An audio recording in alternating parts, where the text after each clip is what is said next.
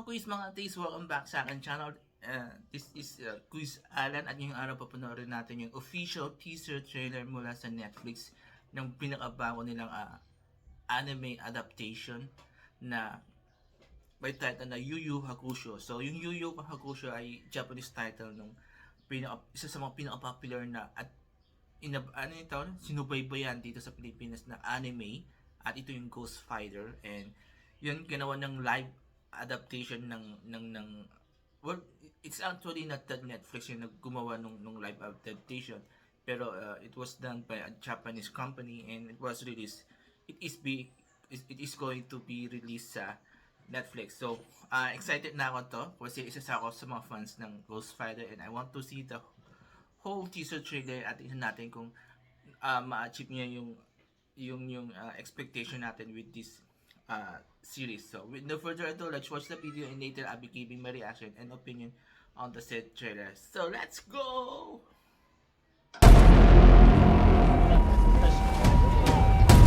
モニター VF 離れて周囲よしよし助サイド遅いよ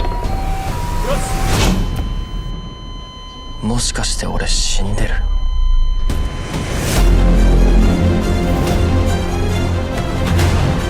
浦飯祐介お前を生き返らせてやるその代わり霊界探偵をやってもらいたい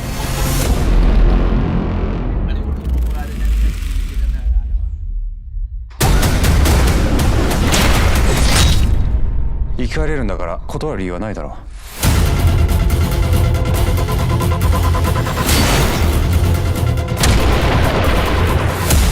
こんな俺を信じてくれる奴らがいるってな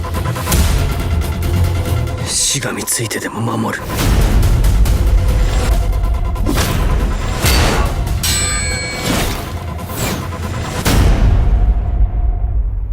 ドクロ新しい仕事の依頼だ面白い案件だといいけどね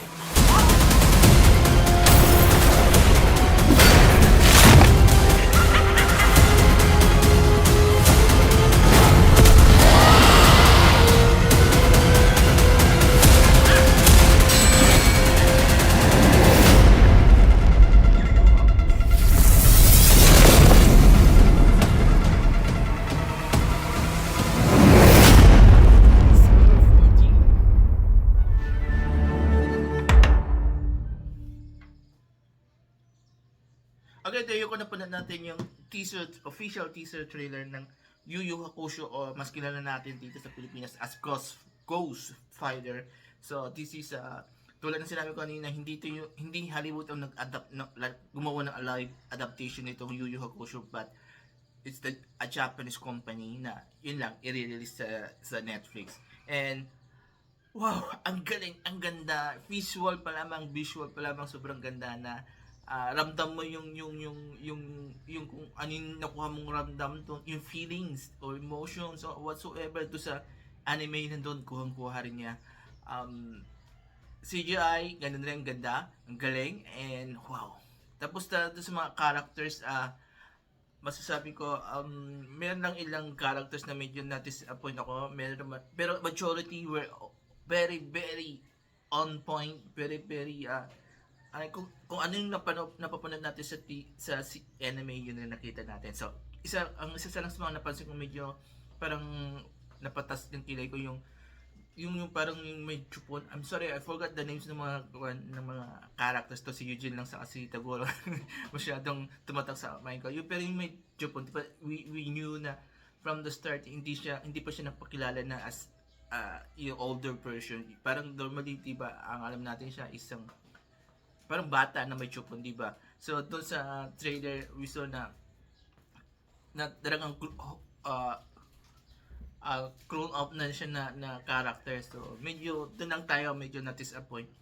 Tapos sa ibang character, si Eugene rin medyo seryoso masyado doon sa character na nakita natin sa trailer. Maybe doon lang sa part na yun, pero the whole siguro tulad rin siya to sa series, kasi alam natin sa series, sa anime series, cool siya, chill, ganun, diba? Pero to sa trailer, napanood to sa trailer at I'm talking on the trailer na nakita natin, parang sobrang seryoso niya. Tapos, Tres, sobrang manghang-manghana ako. Taguro, sobrang ganda and I'm very happy to sa yung, di ba may kasama siyang kambal niya and ang galing.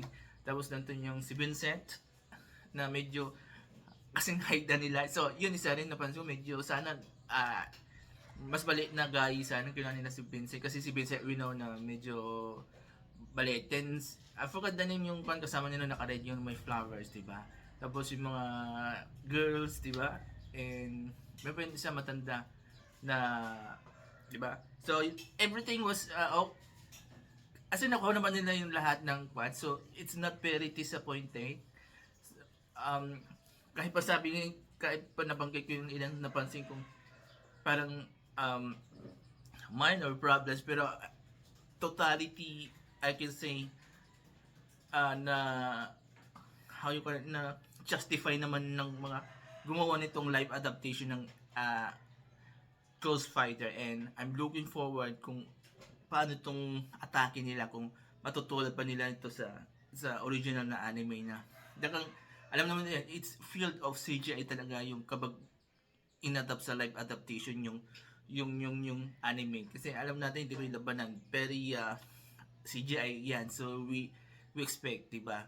So yun, so I'm very happy for this because 90s kid, well, I'm not a kid anymore nung napanood ko to, I'm in college days, so ito yung mga bumuhay sa atin, sa mga kabataan natin, di ba, yung mga anime series na to. So I'm very happy na hindi tayo na-disappoint with this. So ang babantayan lang natin yung magiging kwento nito, kung kaano kalapit to sa original storyline ng anime and how they did it. And malakas naman ang kumpiyansa naman natin na the Japanese company who did this live adaptation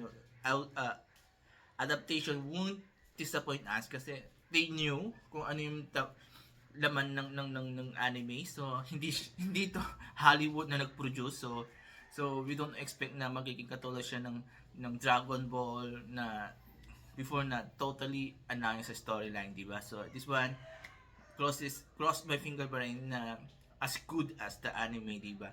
Na makuha nila yung talagang tema nung anime, di ba? Kasi yun ang problema sa Hollywood, di ba? Nawawala sila sa totoong tema. So this one, we are looking forward talaga na hindi sila mawala to sa tema ng original anime. So there you go. So kayo mga quiz, mga atheist, na excited ba kayo doon sa teaser trailer ng Yu Yu Hakusho or Ghost Fighter? Then mag-comment kayo dito sa baba.